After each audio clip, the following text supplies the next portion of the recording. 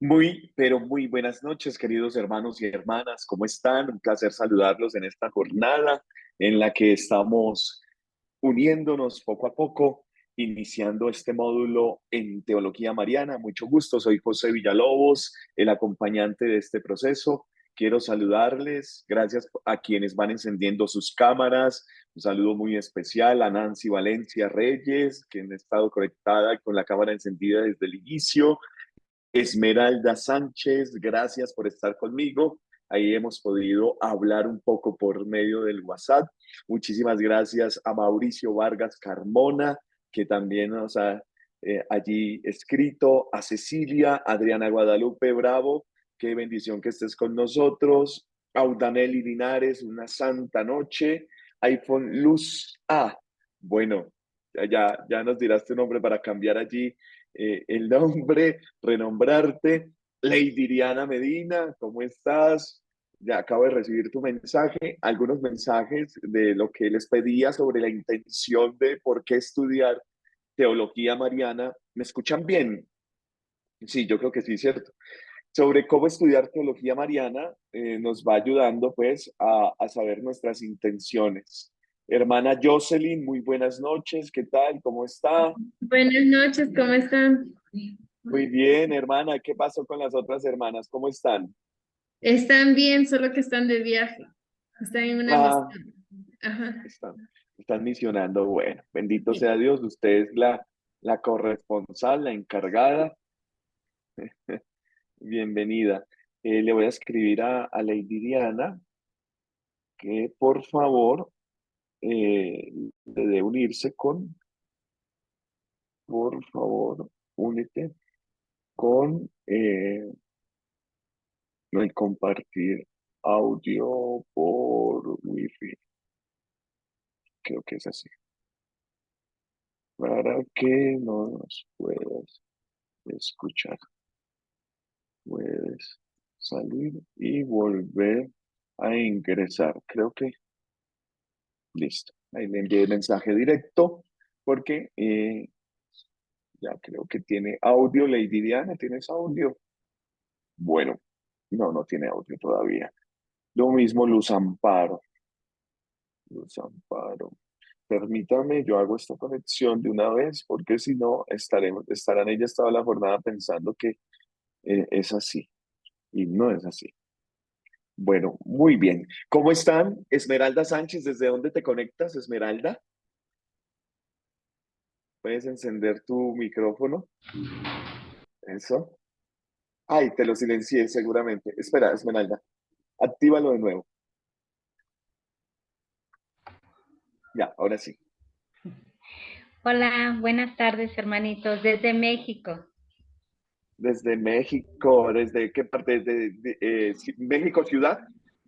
Sí, Ciudad Guadalajara, Jalisco. Ah, Guadalajara.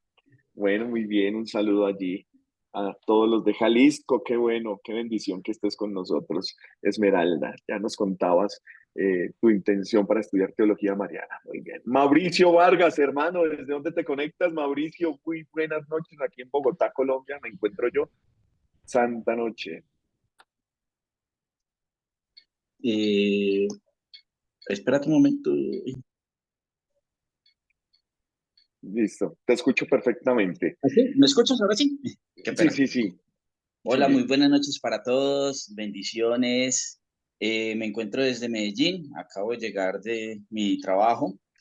Dispuesto y con toda la energía para recibir esta clase con la bendición de Dios y María Santísima.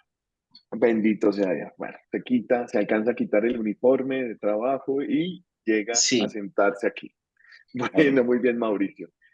Bueno, muy bien, muchas gracias por estar. Muchísimas gracias. Lady Diana, muy buenas noches. Lady Diana Medina, ¿ya tienes audio? Qué bueno. Hola, buenas noches a todos, ¿cómo están? Muy bien, Lady Diana, ¿desde dónde te conectas? Desde Villavicencio. Villavicencio, Colombia. Para los que se encuentran en Ecuador y México, pues muy cerca aquí a la ciudad capital. Es una ciudad hermosísima, también con una temperatura alta. Me imagino, Lady Diana, que estás como a Bastante. 30 y algo. de grados Celsius. Para los mexicanos esos serán unos 70 Fahrenheit. Bueno, estás allí eh, en pleno verano. Bueno, muy bien. Lady Diana, muchísimas gracias por conectarte, por estar con nosotros. Y le A saludo ustedes, a, gracias. bueno, muy bien, a Udaneli Linares, a quien veo aquí también, bien conectada. Puedes encender tu micrófono, please. Buenas noches. Buenas Muy noches, prometo. Audanelli. Ese acento es colombiano, seguramente. Muy bogotano, sí. Estoy desde Bogotá, Qué bueno. conectada. ¿Desde qué parte de Bogotá? Dinos la parroquia a la cual perteneces. Uy, bueno, yo sirvo en varias parroquias, pero en Sí. estos momentos parroquia Corpus Christi del barrio Nicolás de Federman. No, perfecto. Y te Vale. veía con el loguito de Maús y soy la coordinadora de Maús Mujeres en la parroquia donde pues Ah, me reúno. pues imagínate que hoy tuve reunión con un grupito de Maús porque estamos planeando un retiro, entonces me la puse para poder estar con ellos, identificarnos. Sí, Emaús, Emaús. Muchas gracias, Audanelli. Muy bien, ya me presentaré yo. A los que no han encendido su cámara, pues un saludo también. Ya la encenderán para reconocernos. Vamos a iniciar. Vamos a iniciar. Eh, Ahí sí se estarán conectando también. Por eso les he pedido el favor que tengan como toda la disponibilidad del tiempo durante esta hora. Bienvenidos, bienvenidas. Somos de católicos.com, una experiencia colombiana que se hace mucho más fuerte pues en la coyuntura de la pandemia y que nos facilita pues que estemos súper conectados en esta formación teológica. Mi nombre es José Villalobos, soy bogotano, estoy aquí en Bogotá, Colombia, y creo que Bogotá solamente hay una, ¿cierto? Hay como que otra, un Bogotá en Estados Unidos, bueno, pero como ciudad está aquí la capital de Colombia. Soy comunicador social, filósofo, teólogo. Acabo de terminar mi maestría en teología y colaboro con la Conferencia Episcopal de Colombia en la comunicación digital. Pertenezco a la diócesis de Fontibón con Monseñor Juan Vicente Córdoba. Estamos allí coordinando el Centro Pastoral Nuestra Señora del Pilar, que es un instituto que sirve para la diócesis, para la formación de los cerca de 800 agentes de pastoral que tenemos cada sábado. Entonces estoy pues un poco ocupado los sábados con esa coordinación y viéndome presencialmente allí en la curia y en los salones con estos estudiantes. Y de manera virtual hemos creado pues de católicos.com con un teólogo, compañero también de estudios en el seminario, que Camilo Reyes, quien es el director de esto y está en la diócesis de Duitama, Sogamoso. Desde allí él comenzó esta experiencia y pues ahora, gracias a Dios, nos estamos conformando como un centro católico que camina de la mano con la Conferencia Episcopal de Colombia. Entonces, nuestra teología tiene que ver mucho con la Sagrada Escritura, con la Sagrada Tradición y el magisterio de la Iglesia Católica. Estamos de la mano, pues, con los obispos y con todos los sacerdotes. No somos un movimiento de católicos, no es un movimiento que se acerca a ustedes como para captarlos y llevárselos, sino más bien es para que ustedes se formen, vuelvan a los que ya están formados, vuelvan otra vez como a reforzar eh, esas primeras ideas, para que vuelvan al primer amor y también para que sirvan mucho mejor en su parroquia o en sus comunidades eclesiales o en sus movimientos laicales o en sus experiencias riquísimas como Emaús, con esos testimonios de vida que dan ustedes allá.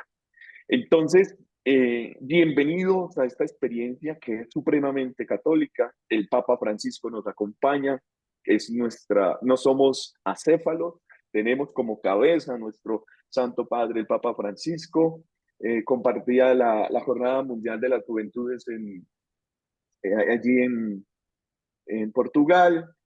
Acabo de llegar de visitar a Nuestra Señora de Guadalupe allí en la Ciudad de México, en donde tuve la oportunidad de encontrarme con los sacerdotes de allí, también como para ir dialogando en torno a todos esos proyectos que se van haciendo. Muchísimas gracias por estar acá y pues nos vamos a poner primero que todo en oración. a la Madre de Dios. Hoy estamos en una solemnidad grandísima, grandiosísima dentro de la iglesia. Hoy la iglesia nos pide la misa de precepto para nosotros. Nosotros como buenos latinoamericanos, la misa de precepto es decir, totalmente no obliga a los que ya fueron a misa, pues muchas bendiciones, espero que hayan orado por nosotros. Y se trata de este dogma de la Asunción de María Santísima, asunta a los cielos. Hoy lo estamos celebrando, 15 de agosto de 2023. María nos recuerda como esa primicia de que nosotros también vamos a subir al cielo en cuerpo y en alma, de que vamos a resucitar en la gloria de Dios con nuestro propio cuerpo, que Dios nos va a revestir, como dice San Pablo, de un cuerpo glorioso para poder gozar de la presencia eterna. Yo no sé, hermanos y hermanas, pero yo creo en la vida eterna. Yo creo que ustedes también, y eso es lo que nos tiene aquí, nos motiva mucho más. Por eso pongámonos en presencia de María Santísima, diciendo en el nombre del Padre, y del Hijo, y del Espíritu Santo. Amén. Una rosa a María. Dios te salve, María. Llena eres de gracia, el Señor es contigo.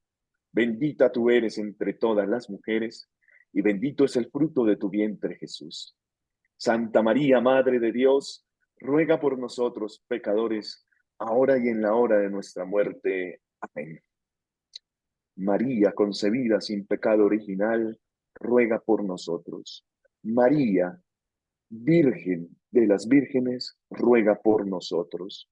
María, Madre de Dios, ruega por nosotros. Y María, asunta a los cielos, ruega por nosotros.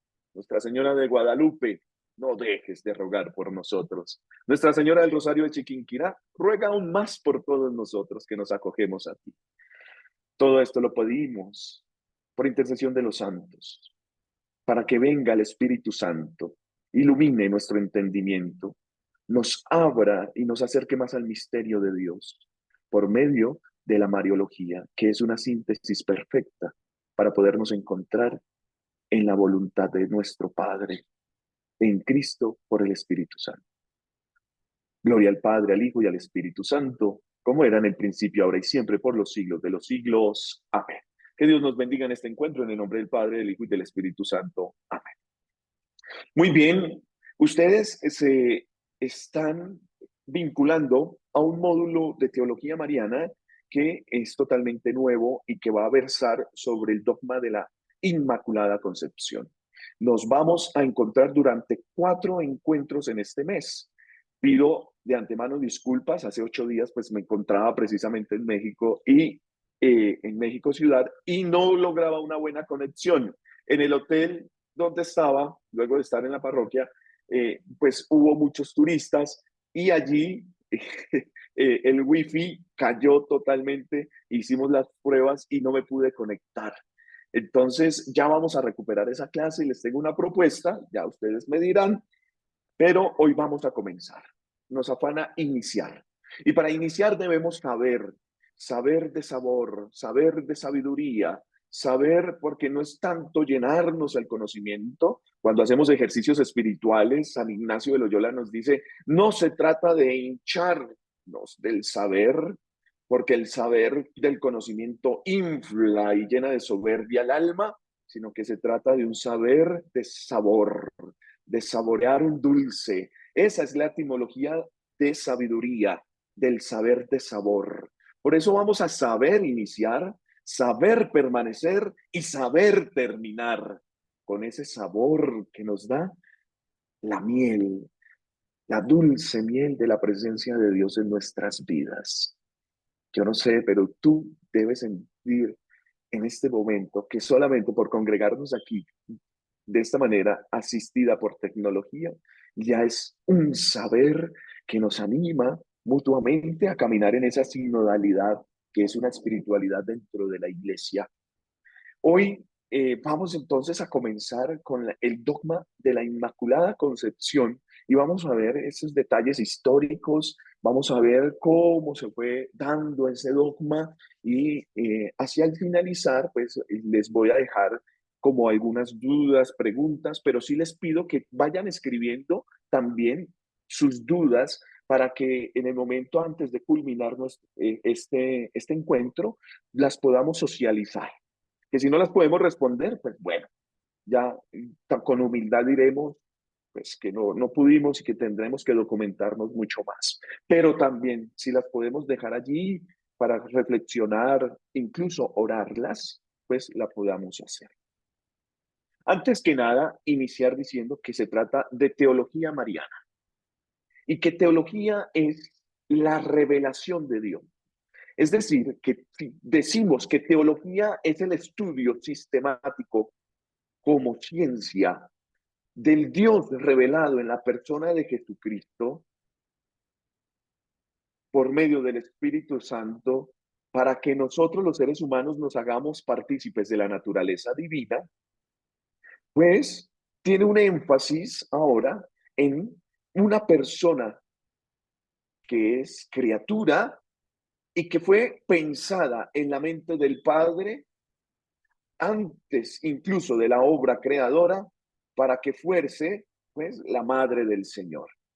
Aquí acabo de hacer una síntesis de lo que es teología mariana. Primero, ¿qué es teología? Teología es una ciencia sistemática que versa sobre el Dios revelado en la persona de Jesucristo por el Espíritu Santo para hacernos partícipes de la naturaleza divina. Claro, se revela en una historia, se revela en nuestro contexto, se revela en nuestra cultura para darnos, pues, total plenitud.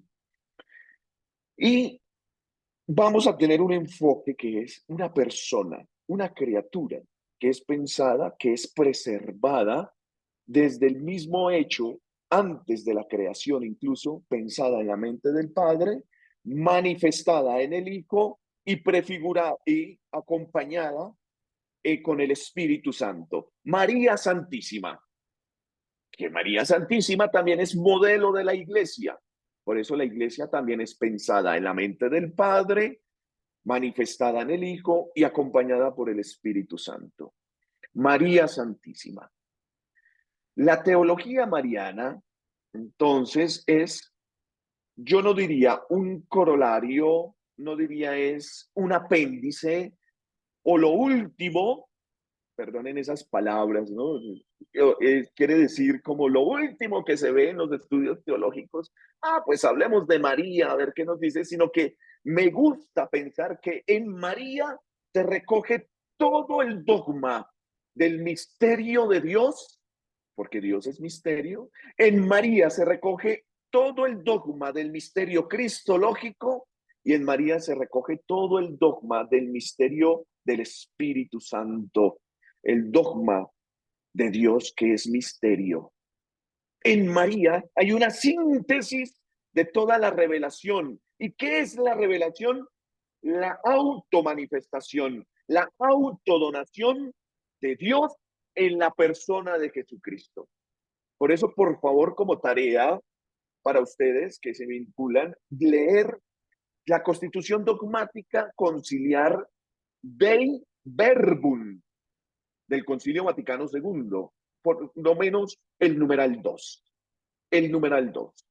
Y si se lo pueden aprender de memoria, mucho mejor, porque allí es donde nos dan el concepto de revelación. Y es una disposición de la sabiduría de Dios para dar a conocer el misterio de su voluntad.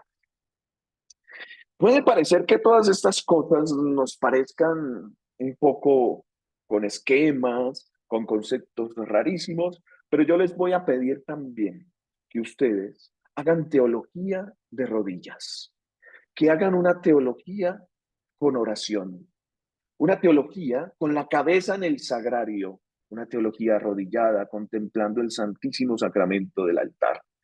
Si no parte desde allí la experiencia del quehacer teológico que ustedes van a realizar, nos vamos a quedar confundidísimos, porque es en la contemplación en donde Dios nos va a poner los medios para poderle comprender un poco mejor. Así que les voy a compartir entonces esta pantalla que después a ustedes les voy a compartir como archivo PDF para que vayamos viendo en qué está. y que vayamos estudiándolo también en nuestro tiempo libre. Hay algunas personas que me han pedido excusas con las cuales he podido hablar que no se pueden conectar por sus trabajos y que después van a ver el vídeo. Hoy vamos a hablar sobre ese dogma de la Inmaculada Concepción, como ya lo habíamos dicho, y que nos recoge una ardua tarea. Los dogmas, hay que empezar porque es un dogma.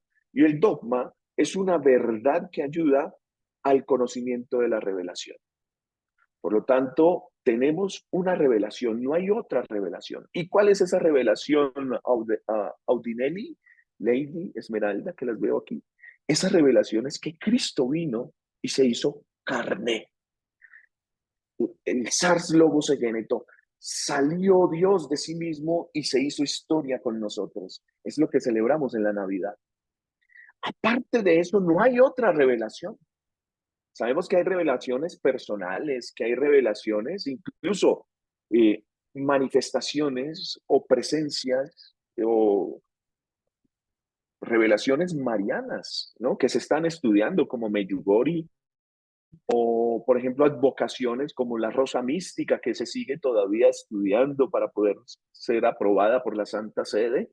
Entonces, se da con paciencia porque esas revelaciones, tanto privadas como colectivas,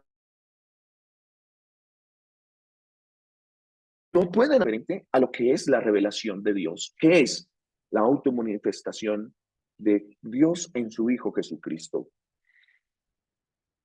Por eso el dogma lo que nos va a ayudar es a ampliar esa verdad. El dogma se organiza, se ordena frente a esa verdad. Por eso tenemos en la iglesia diferentes dogmas, muchos dogmas que los concilios, que es un concilio, es una reunión del Santo Padre, el Papa, con los obispos del mundo entero para tratar temas de la iglesia con referencia a la actualización en los signos de los tiempos y hablar de la iglesia, la salvación. El último que tuvimos fue el Concilio Vaticano II, en 1962 a 1965. Pero allí tenemos ya pues unos dogmas, por ejemplo, el dogma de la Santísima Trinidad. Es un dogma para nosotros. Dios uno, pero trino. Dios uno, pero tres personas divinas. O el dogma incluso de Trento, el dogma del purgatorio, hermanos, hermanas. Ese dogma del Concilio del Trento, que existe ese estado purificatorio para pasar a la presencia de Dios. Eso es un dogma.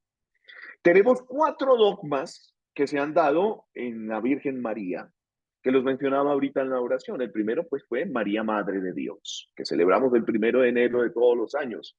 Claro, en el calendario que nosotros construimos pues fue diferente, no teníamos esa fiesta así tan marcada en el cristianismo antiguo, porque en el cristianismo antiguo, en esa época de los padres de la iglesia, se reflexionaba todo en torno al dogma cristológico. Y desde allí aparece entonces que si Jesucristo es Dios, María es madre de Dios, Theotokos, Mater Dei, ¿sí?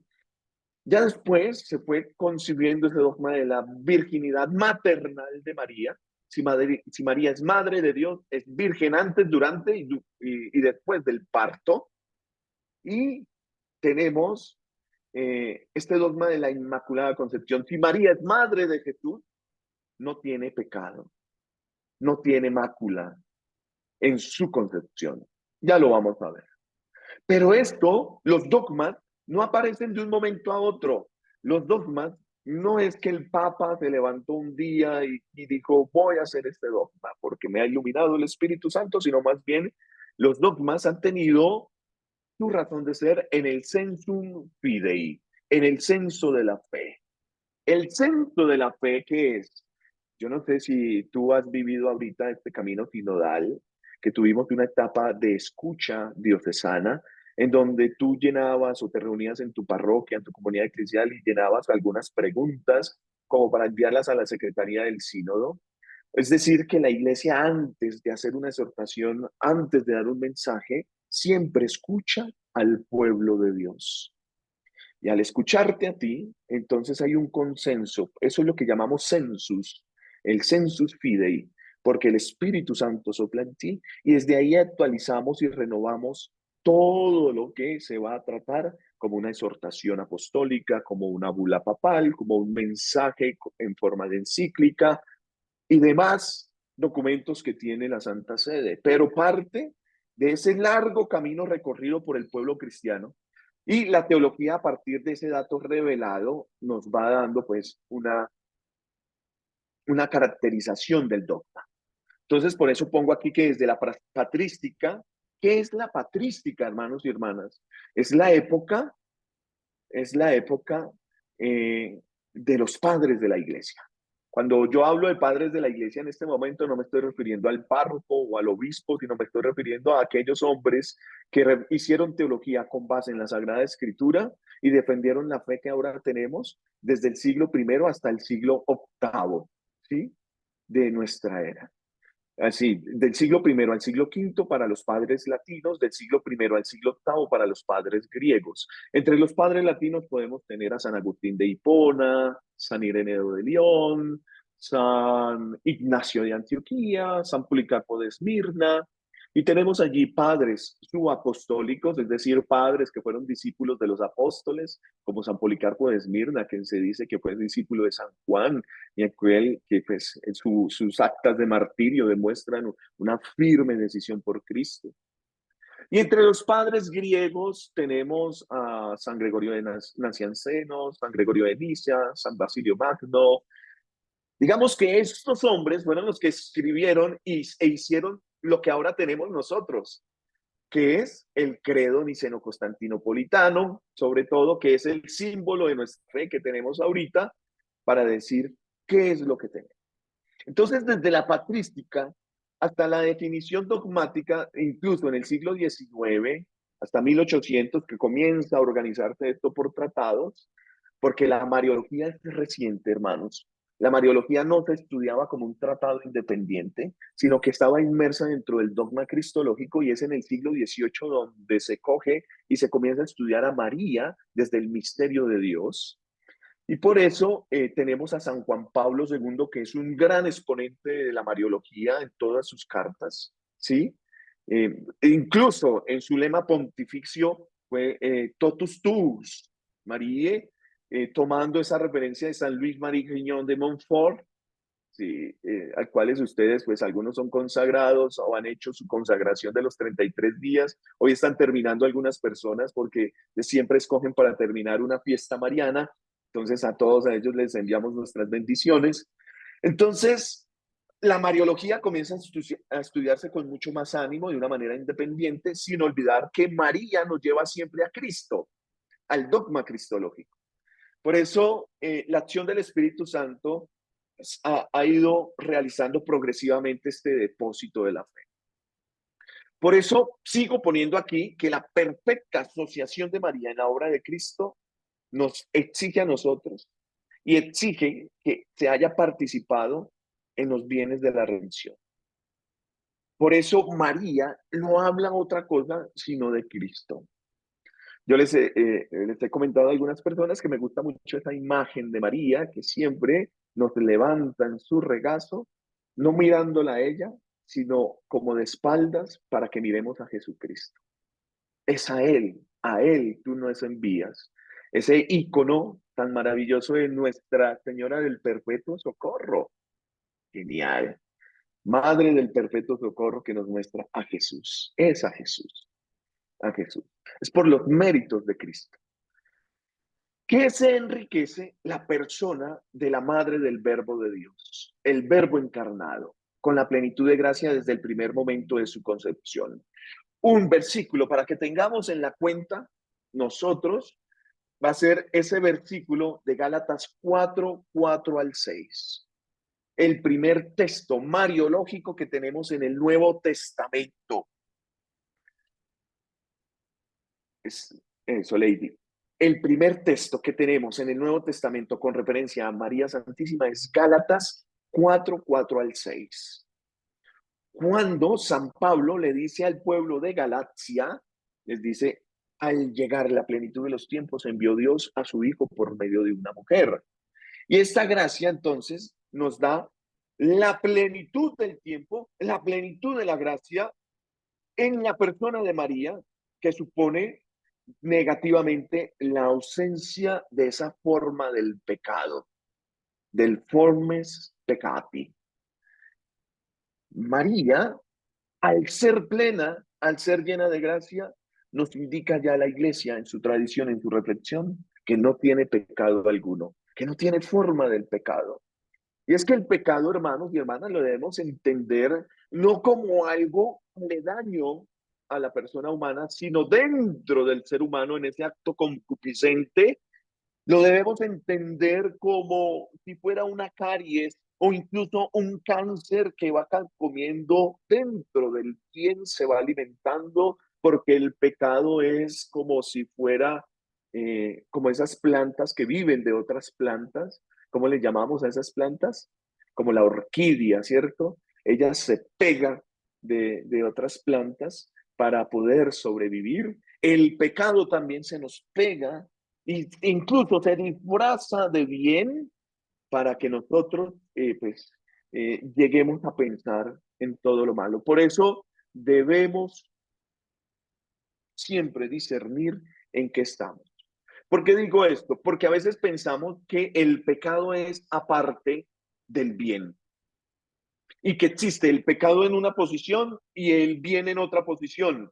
Esto es una forma maniquea, que es una herejía de los primeros siglos, en los que se decía Maní, que era un gran pensador indio, que llega incluso a Roma este pensamiento hacia el siglo IV, el maniqueísmo, en donde muchos hombres pensaban que el bien y el mal tuvieron una lucha en el principio de todo que crearon el mundo.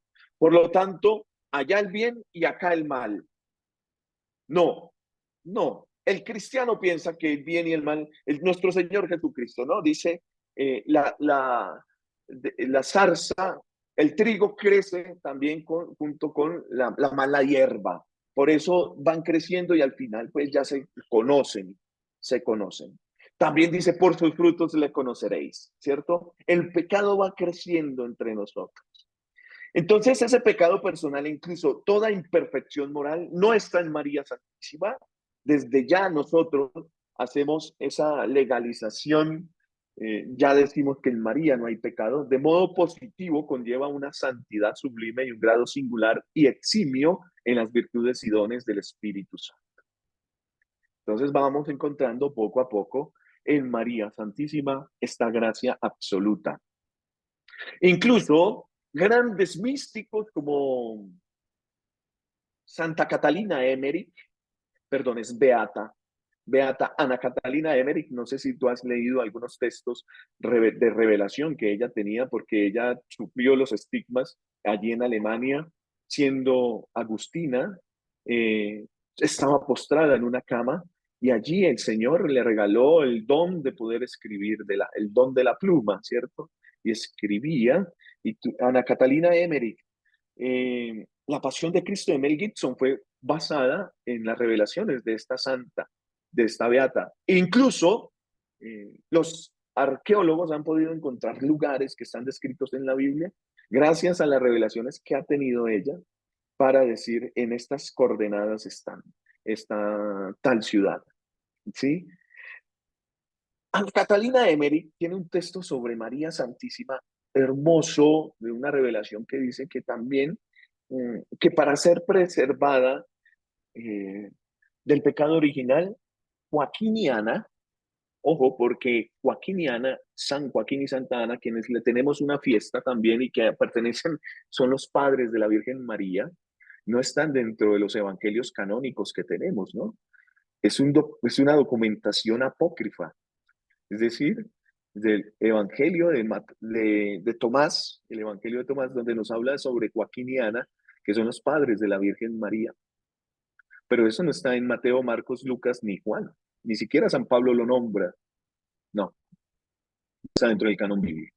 Pero la tradición de la iglesia ha visto con bondad que María tuvo padres.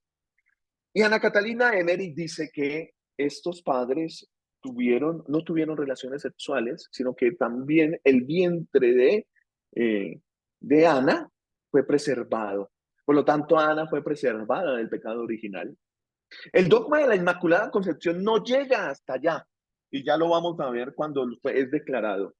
Se deja todavía ese vacío. No llegamos hasta allá, incluso pues porque cuando se nombra, pues Ana Catalina Emmerich no está, incluso pues no ha nacido. Pero lo que llevamos a ver es que la conclusión es que María es preservada de todo pecado para poder ser la madre de Dios. Y lo vamos a ver. Y allí es donde ya interviene el ejercicio de la piedad cristiana. Esa piedad cristiana que mira con amor, mira esa misión de María, la Madre de Dios, que mira la santidad y la plenitud de gracia en María. Desde el primer instante de su concepción, María no puede recibir el don en plenitud del Espíritu Santo sin haberse preparado. Nosotros para eso necesitamos del sacramento de la reconciliación constantemente, al cual los invito a vivir por lo menos una vez al mes, por lo menos, confesarnos cada vez que podamos. E incluso yo les digo, si pueden ir a Eucaristía 2 veces al día, vayan. Porque eso hace parte de nuestra vida, de caminar hacia la santidad y hacia esa plenitud de gracia que nosotros queremos tener. Y encontramos en María ese modelo, sobre todo en su concepción. Por eso la conciencia de esa estrecha conexión entre la maternidad divina y la Inmaculada Concepción. De hecho, es en la maternidad divina que se recogen todos los 4 dogmas de María. Es por ser madre de Dios que ella es virgen. Es por ser madre de Dios que ella es inmaculada y es por ser madre de Dios que ella es asunta a los cielos. Entonces, hay visiones teológicas que dicen que María tuvo un privilegio en atención a esta dignidad de la maternidad, como si se tratase de, por haber dicho que sí, entonces fue concebida sin pecado original. O gran riesgo también al valerse de la libertad en María, Dios, al enviar al arcángel San Gabriel para que le dijera cómo iba a ser la encarnación y el nacimiento de su hijo, o gran riesgo que María le hubiera dicho que no. Incluso ya la había preservado del pecado original para que lo pudiera hacer. María, al ser concebida, inmaculada, puede dar un sí definitivo.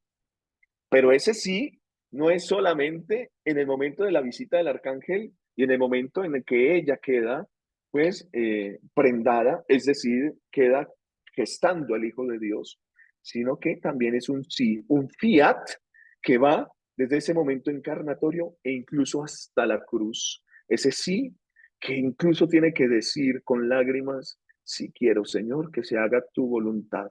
Aquí está tu sierva, ahí en la cruz, lavando su rostro con la sangre de tu Hijo. Sí, Señor, aunque no lo entienda, aquí estoy para hacer esa voluntad. Si quiero, si lo acepto.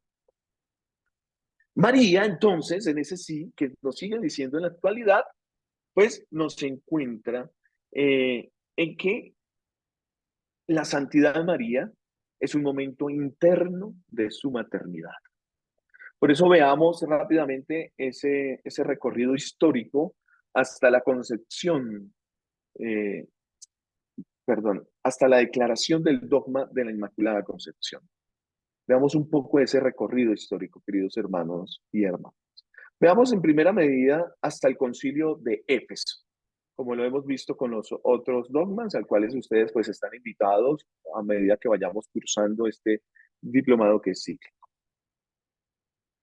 Tenemos la experiencia aquí de los primeros escritores cristianos, estos hombres que no entraron dentro del canon bíblico, que corresponden a la literatura cristiana antigua, que nosotros estudiamos en los estudios patrísticos, por ejemplo, las cartas de San Ignacio de Antioquía, carta a los romanos de San Ignacio de Antioquía, las cartas de San Ireneo de León o las defensas, el contraherejes de San Ireneo de León, y diferentes textos de padres de la iglesia que nos van ayudando a encontrar todo esto. No está explícita que María sea sin mancha, pero sí que ha mostrado por ellos que hay una relación entre Santa María la Virgen y la obra de la redención. Siempre van a ver a María como esa obra de redención por su sí. Incluso cuando se habla de la Madre de Dios, ya se pinta a María Santísima en el arte rupestre, en las catacumbas. Cuando tengan la oportunidad de ir a Roma, allí pueden bajar a las catacumbas, celebrar la Eucaristía allí y ver que allí se refleja ese paralelismo de Eva-María. Si por una mujer nos vino el pecado, por una mujer nos vino la salvación. Y no quiero pues llegar a estilos de género o feministas o patriarcales, machistas, no, sino que dentro del dogma cristológico está este acto de la redención que se da por medio de María. Y en esos textos se hace referencia sobre todo a qué, a la obediencia de María al mensaje del ángel. Una obediencia que va incluso hasta la cruz, como en contraposición de la desobediencia de Eva, ¿cierto? Si la desobediencia obviamente es el pecado y la paga del pecado es la muerte, la obediencia es la santidad y la paga de la santidad es la vida. Por eso, más aún, San Ireneo de León nos dice que este padre de la iglesia, que María, que la desobediencia de Eva fue perdonada por la obediencia de María. Si Eva se muestra como mujer pecadora e inductora de la caída de su esposo Adán, María aparece como una antítesis, como contraposición, como una dialéctica allí, como la toda pura, como origen de la salvación, pues de ella nació el Redentor y colaboró en la obra de su Hijo. Quizás también lo haya dicho aquí, pero lo renuevo, y es que a mí me gusta pensar a María como la nueva nada. María, la nueva nada, entre esos títulos mariológicos que le damos. Dentro de esas letanías siempre pongo María, la nueva nada. Porque si Dios crea de la nada, toda la obra creadora, esa es la gran virtud de nuestro Dios, que crea de la nada. Ges nihilo, no existía nada, no había materia alguna para crear, y Él crea la materia para poder crear.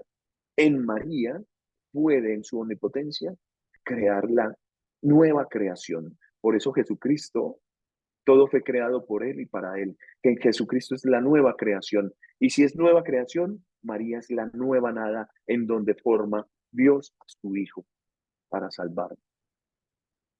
Y por eso también María es justicia de Dios. Porque al llegar el momento justo, no antes ni después, cuando estaba preparado ya el pueblo, la humanidad para recibir a Dios en su Hijo, llegó el momento justo, el momento culminante, el momento de la plenitud de los tiempos. Por eso en María con su sí es justicia de Dios, por ese momento justo. Entonces, por ella nace el Redentor y colabora también en la obra de la redención. Muchos cristianos católicos consideramos, pues, en nuestras oraciones y en nuestra piedad, que María puede ser nombrada en ese quinto dogma como la corredentora.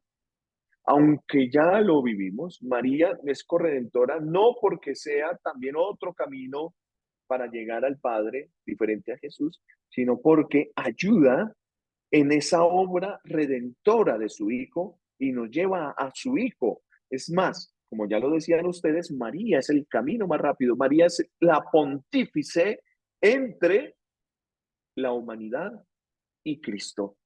Y Cristo es el pontífice entre el Padre y la humanidad. Entonces, ¿qué es pontífice? Pues puente, ser puente entre esta redención. Entonces, esa cooperación a la redención y la santidad de María aparecen en la predicación de la fe relacionados. Pertenecen a su misión de nueva Eva. María es la nueva Eva. Yendo un poco más allá, es en el siglo II al menos a sus finales, hacia 1900, hacia el 190, el llamado Protoevangelio de Santiago, que es un texto apócrifo, en el que se encuentra el primer relato de una concepción milagrosa de Santa María. Es en este documento donde podemos observar. Por eso, para el tema de la Inmaculada, la importancia del relato estriba no en su real autoridad doctrinal, sino se trata de un evangelio apócrifo, sino por la gran autoridad de que gozaba este escrito y que sirvió como fundamento de esa fiesta de la Inmaculada Concepción.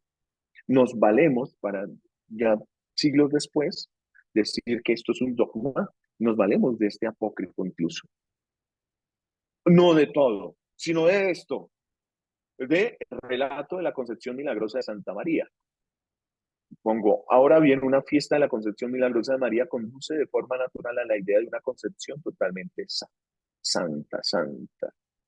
Y es en estos siglos, del siglo segundo, tercero y cuarto, precisamente que se da ese paralelismo entre Eva y María y se extrae también algunas de sus consecuencias, especialmente la que se refiere a la santidad de la nueva Eva. Se dice entonces que María es la pana guía. Pana, que viene del griego pantos, que significa todo. Pan, ¿sí? Pantos, kalos panta pepoyeque. Y Dios todo lo hizo bueno. La pana, guía. La guía, la santa, la toda santa. Se dice que María es la panaguía porque ella es la toda santa, la que agrada de todo al Dios, la siempre bendita y demás. A pesar de algunas voces discordantes que basándose, por ejemplo, en Orígenes de Alejandría, que es uno de los padres de la... Bueno, tiene literatura, no es considerado padre de la iglesia, Orígenes, no porque haya pasado la cuchilla donde no debía pasarla al tomar de manera literal la Sagrada Escritura, sino porque su predicación también tiene algunos errores heréticos, y por ejemplo la apocatastasis, que es la eterna vuelta del alma. Pero bueno, Orígenes sostienen la existencia de imperfecciones en María, por ejemplo. Por eso no es San Orígenes, por eso Orígenes no es padre de la iglesia como tal, sino que pues lo citamos pues porque tiene algunas reflexiones sobre todo en torno a la Biblia, de manera analógica en esa escuela de Alejandría, que en realidad era una escuela, tenía sillas y tenía mesas para poder estudiar, diferente a la escuela de Antioquía. Allí en Alejandría, Orígenes va a sostener que la existencia de María ya comprendía imperfecciones. También San Agustín de Hipona, quien nace en el 354, muere en el 430, a quien amo muchísimo y a que le debo pues toda mi vida también en esa conversión y en todos los documentos magisteriales que nos ha dejado. Tenemos a San Agustín, el doctor de la gracia, la dignidad de Hipona, que él tiene que rebatir las experiencias pelagianas. ¿Quién es Pelagio? Pelagiano, ¿no? Pelagio es un sacerdote también que dice que la gracia de Dios lo asiste a uno por un momento, pero que la gracia de Dios no es necesaria para que yo pueda santificarme, para que yo pueda hacer el bien. El Papa Francisco habla de algo que se llama semipelagianismo, en Gaudete et Exsultate, en el camino hacia la perfección cristiana, y nos habla que el semipelagianismo es que yo puedo por mis propias fuerzas, ¿no? Con mi autosuperación personal, con mi programación neurolingüística, yo puedo hacer las cosas. Entonces, esa herejía ya fue atacada en el siglo V por San Agustín de Hipona a Pelagio, porque Pelagio decía pues que todos nacemos en pecado y que María también había nacido en pecado. Mientras que San Agustín dice, no, sí nacemos en pecado, pero se excluye de esta ley a María Santísima. Ya San Agustín, en el siglo V, él muere en el año 430, va a defender la Inmaculada Concepción de María.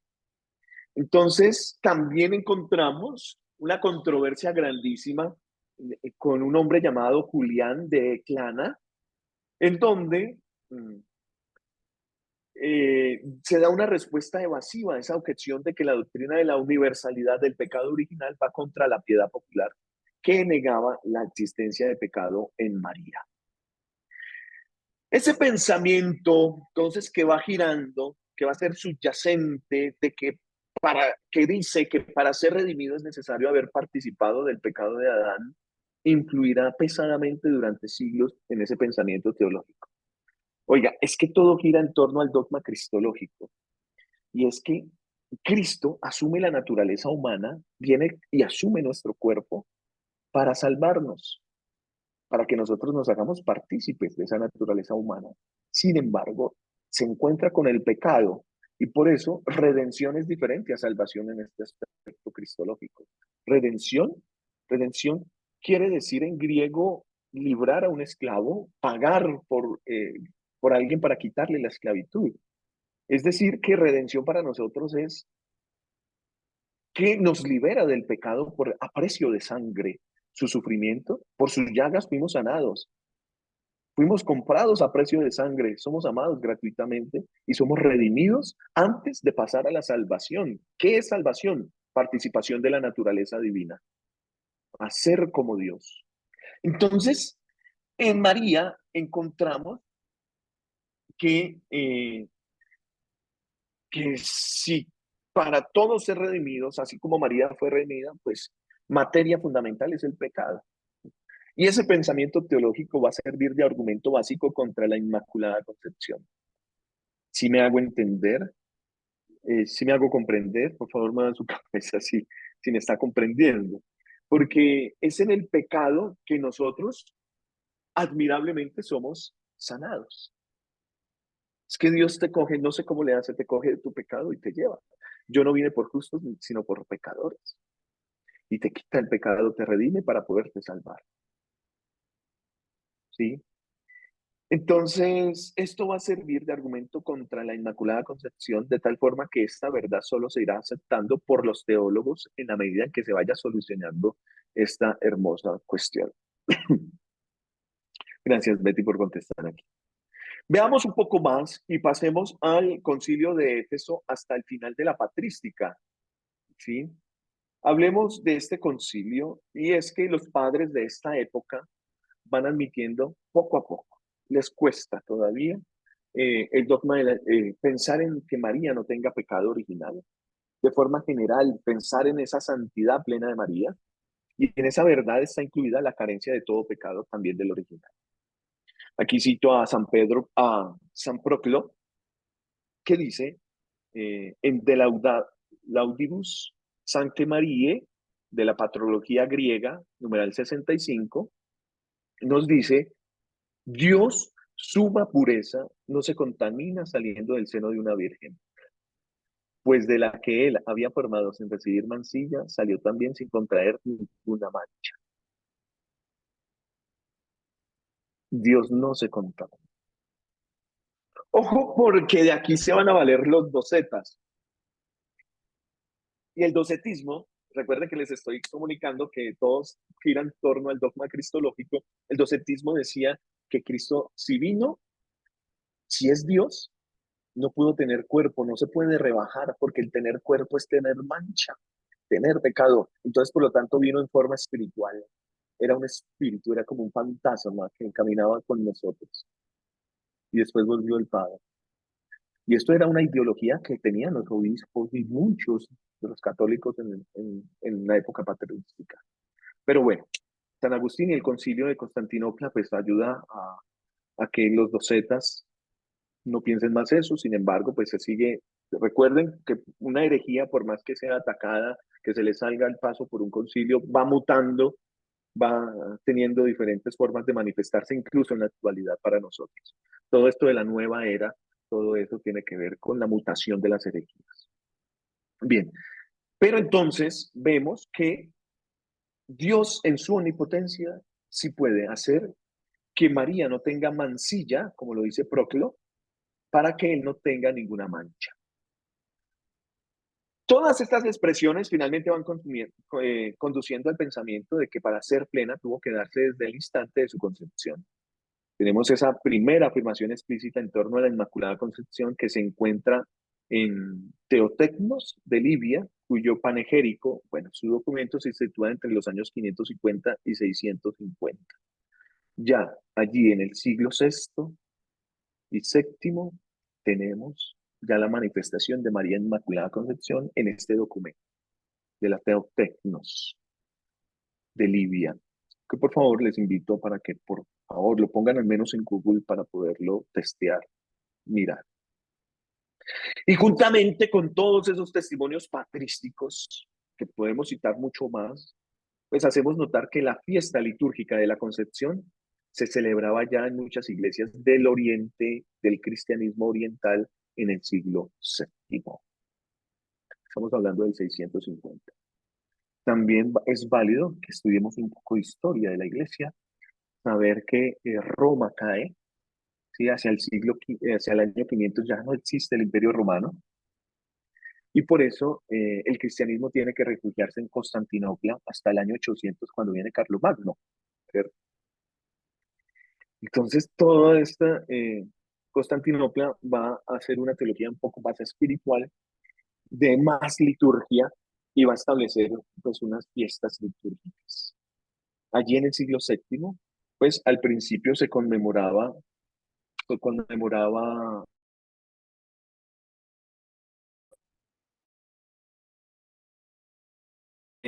¿quién es Ana? La madre del Señor, la madre de María, perdón,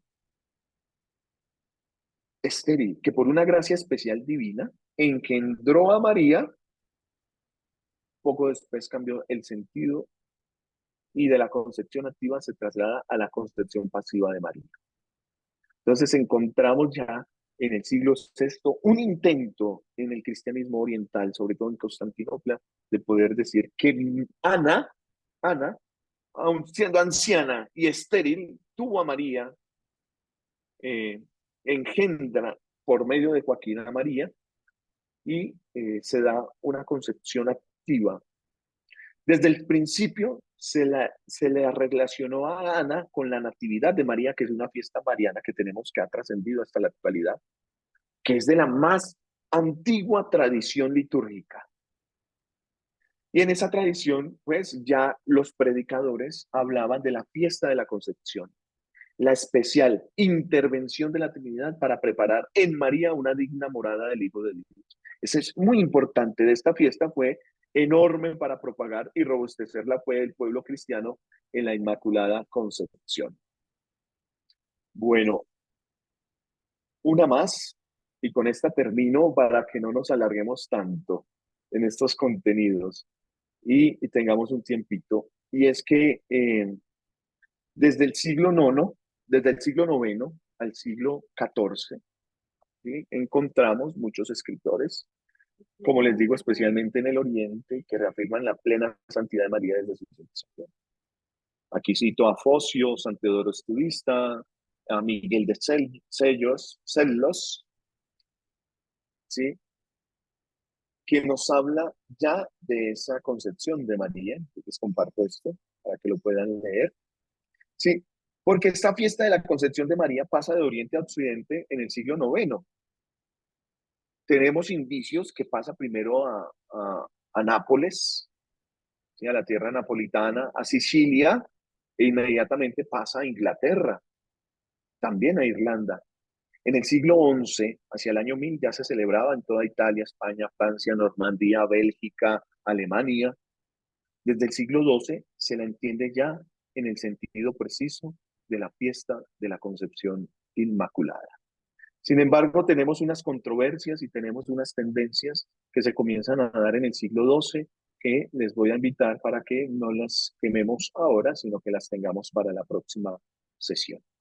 Gloria al Padre, al Hijo y al Espíritu Santo, como era en el principio, ahora y siempre, por los siglos de los siglos. Amén. Bueno, muy bien, ¿cómo se sintieron? Mucha información. ¿Cómo ven el tema? ¿Si les llama la atención? ¿Qué emociones? ¿Qué motiva el corazón? ¿Cómo están? José, Mauricio. bueno, la verdad me gustó mucho el tema, me hizo recordar mucho mi proceso de consagración con el tema la frase que te tocabas de totus tus, todo tuyo. Sí, También la frase que decía que María es el camino eh, más fácil, corto, perfecto y seguro para llegar a Jesucristo. Entonces me llamó mucho la atención y me acordé cuando hablabas de María, la nueva Eva, y haciendo una como analogía, cuando uno habla de ave, Ave María, es como el contrario, contrario a Eva, ¿sí? Leyéndolo al revés, también lee uno y es como o sea, todas estas cosas que lo llega uno a reflexionar sobre este tema.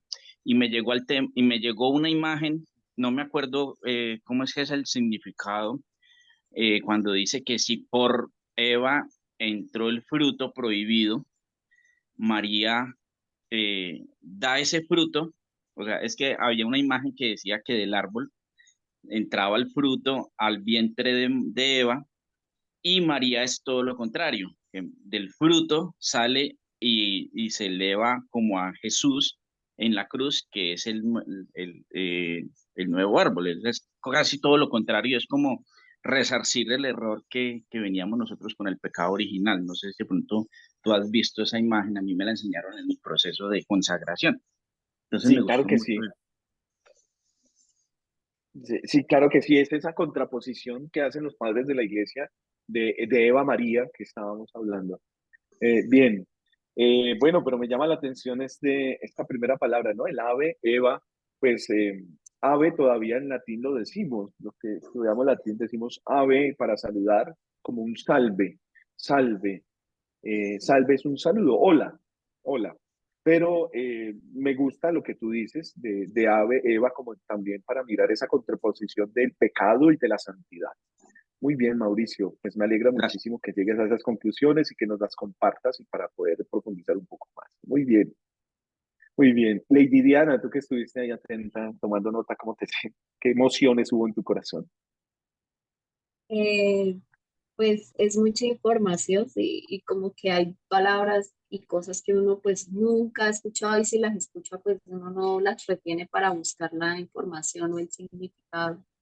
Entonces estaba haciendo eso ahorita acá en mi computador, buscando de una vez, tomando apuntes, porque como le decía en el WhatsApp esta tarde que su merced nos preguntaba de qué me había animado a tomar este diplomado, y es como esa sed todos los días de saber sobre ella y ese amor que va creciendo. Cuando llega este tipo de información, como que uno quiere saber más, más. Y eso me gustó en este momento. Su merced es una persona con mucha sabiduría al respecto y pues la verdad lo felicito. Eh, Nos quedamos cortos en tiempo, la verdad, de pensar, pero pues en mi tarea voy a tratar de buscar y pues de llenarme más de información, como complementar más. Tengo una duda y es con respecto a unos puntos que no alcancé a tomar, que su merced nos dijo ahora último que investigáramos o que tratáramos de buscar para la próxima clase. Es, no sé cómo, no alcancé a tomar el último apunte para saber explícitamente de qué se trata el La comentario metodología. que hizo que buscáramos. Sí, ahora, en lo último, Ah, ok. la última diapositiva. Ah, a ver si yo miro la diapositiva del siglo quinto. Ah, bueno, no se preocupen, yo les voy a compartir las diapositivas inmediatamente Ah, terminada esta sesión. Les llega en PDF ok. para que la puedan ver y también las palabras las puedan ubicar. Tal Sí, vez yo ya hablo ubiqué muchas varios. cosas de lo que no están en las diapositivas, pues pueden volver a ver el vídeo y la Sí. pueden buscar. Escribir esas palabras, pues yo voy a estar muy atento. Me pueden escribir, pues ahí donde les escribí. El grupo lo mantenemos cerrado por ahora para que Sí. no se nos llene de cositas que no son de nuestras Ujú. sesiones y lo abriremos para cosas muy precisas, hacer comentarios. Yo les enviaré algo o algunas preguntas y ustedes me responden ahí por un audio, todo en el grupo. Eh, entonces, Lady, pues te agradezco. que me ayudes también a aterrizar un poco más. Pues, claro, estoy acostumbrado a ser docente universitario y uno ya se vuela todas Mm, estas cosas de poder hablar, entonces me toca detenerme, pero hay algunas cosas que se me pasan. Entonces les agradezco si ustedes tienen esa caridad también para conmigo de poder decir, espera un momentico, ¿qué quiere decir eso? No entiendo, ¿cómo lo relacionas aquí? Entonces, para que podamos ir comprendiendo Ok, todo. ok, muchas gracias, José. Gracias, Lady Diana. Medina. Luz Amparo, venga, hija de Dios, enciende tu micro. sí, mira, muchas gracias, me pareció muy interesante, muy bueno. Bueno, lo mismo que dicen los demás, sí, una cantidad de términos que uno realmente nunca había oído o los había oído por allá lejitos, que no se usaban desde hace mucho tiempo.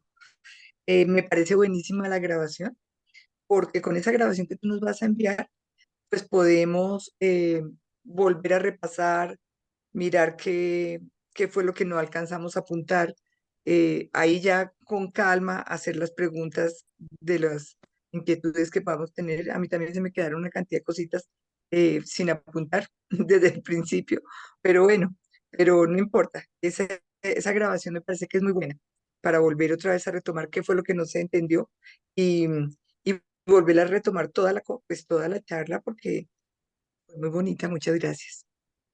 Ay, muchas gracias a ti, gracias por ese aporte que nos das y en este momento les voy a enviar en PDF lo que alcanzamos a ver, ¿cierto? Porque tenía preparadas más diapositivas y lo que no pudimos ahí. Muy bien. Eh, Si de pronto, ¿qué pasa? Que, claro, nosotros para estudiar teología, pues, estudiamos 5 años de filosofía, hacemos la carrera de filosofía. claro. Y hacemos también introducción a la teología. Ustedes ya están en un tratado pues que es de síntesis, pero no importa, no importa, no se me van a desanimar por esto, sino que antes bien nos vamos a esforzar en el poder comprender y por eso les digo, de rodillas, por favor, de rodillas frente al Santísimo Sacramento, que el estudio se vuelva oración. Si no, esto no tiene sentido alguno. ¿Me confirman si ya Pero, les llegó, por favor, sí, a su WhatsApp? Eh, sí, señor, ya llegó. Pero la Ah, grabación gracias. también la vas a enviar, ¿cierto? La grabación. Se envía mañana, ya Ah, la hace la perfecto. coordinación. Mañana en horas de la mañana la tienen, la envía Camilo. Yo Ah, sí bueno, ya, muchas gracias. bueno, perfecto, Un con mucho complemento gusto. perfecto, sí, señor. Muchas gracias. Bueno, bueno, Luz Amparo, venga, muchas gracias a ti. Esmeralda, que estás allí sonriente. Y con Esmeralda terminamos y nos vemos dentro de 8 días a la misma hora, ¿vale? Todos los martes a esta hora, hasta, hasta que llegue la parucía.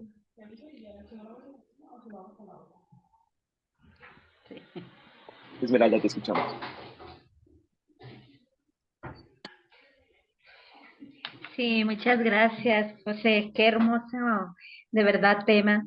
Me hizo recordar cuando yo empecé con mi conversión, precisamente con Nuestra Señora de Guadalupe, con Mamita María, con San Juan Pablo II, Totus Tus.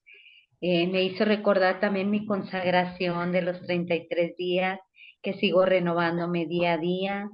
Este amor tan grande que siento por Mamita María, que sé que es el llamado de Jesús por medio de ella, y caminando de su mano.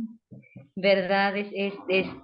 Me encantó la clase. Hay muchas cosas que no entendí, pero ya con lo que usted nos envió el PDF y el volver a repetir el video me parece bastante interesante. Igual le comenté pues que este apostolado que llevo yo es del Apostolado Mundial de Fátima, ¿verdad? Como presidenta de aquí de México. Entonces es algo hermoso, algo maravilloso. Empecé con Guadalupe y sigo con Nuestra Señora de Fátima y los pastorcitos. Entonces todo Mater esto me Fátima. parece maravilloso. Ay, gracias Esmeralda por ese acto pastoral que el Señor motiva en ti.